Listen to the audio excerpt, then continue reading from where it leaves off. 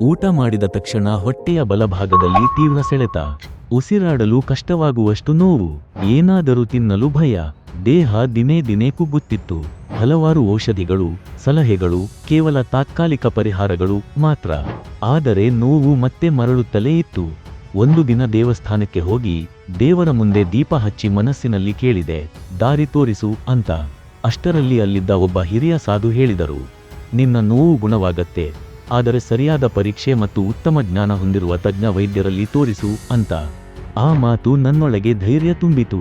ಕೆಲವು ದಿನಗಳ ನಂತರ ನನಗೆ ದೇವರ ಆಶೀರ್ವಾದದಿಂದ ಬಸವನಗುಡಿಯ ಹಿಮಾಸ್ ಹಾಸ್ಪಿಟಲ್ ಬಗ್ಗೆ ತಿಳಿಯಿತು. ಇಲ್ಲಿಗೆ ಬಂದೆ. ಇಲ್ಲಿ ಭೇಟಿಯಾದ ವೈದ್ಯರು ನನ್ನ ಸಮಸ್ಯೆಯನ್ನು ಶಾಂತವಾಗಿ ವಿವರಿಸಿದರು.